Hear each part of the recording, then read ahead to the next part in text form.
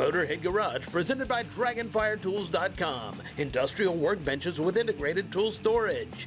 And brought to you by PaintedAutoBodyParts.com, the leading U.S. auto body parts online store. AMSOIL, the first in synthetics. And by Custom Auto Sound, the originator of classic car OEM for radios since 1977.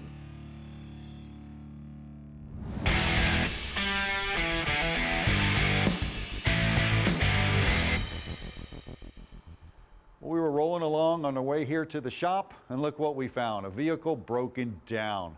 Fortunately, we had our tools with us, so we went up under the hood and we found a coolant failure. One of the hoses actually blown off.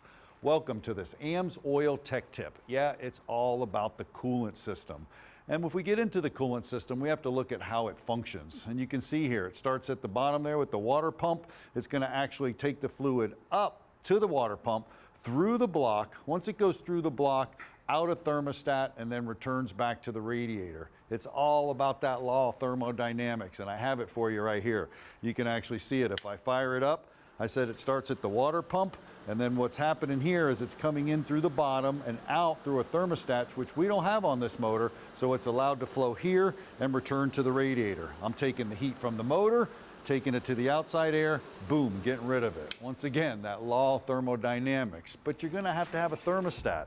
And you can see a thermostat right there on this graphic. It's actually open or closed. When it's closed, it's gonna bypass and let the engine get up to temperature very quickly, kind of an emissions reasons. I got one right here and you can see it. So when it opens and closes, hey, better yet, I can actually show it to you opening and closing. What we did is we took one of these thermostats, and with temperature, we went ahead and boiled it.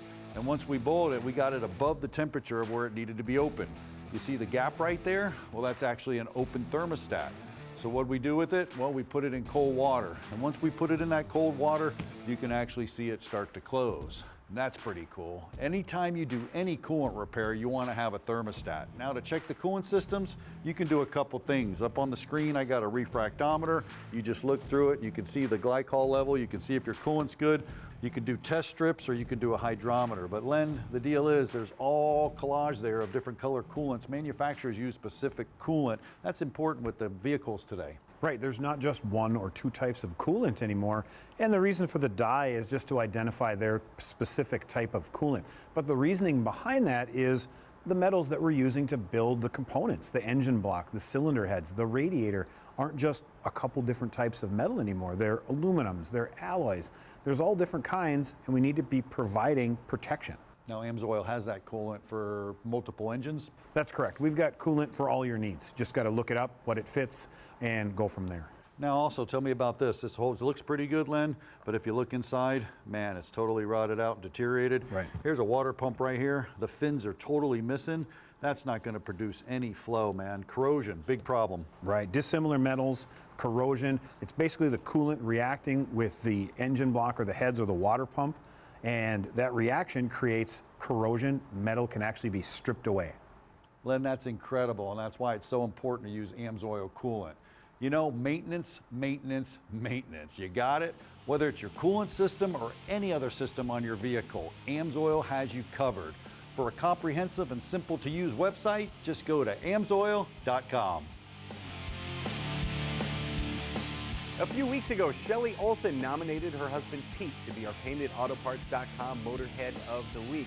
Well, Shelly also told us about Mike Sharon. Mike and Pete were friends growing up, and they lost touch for about 25 years. But just a few years ago, they ran into each other at guess where? The auto parts store. Pete invited Mike to spend a day at the track, and he even let Mike drive his Dodge Dart down the strip, and that sealed the deal.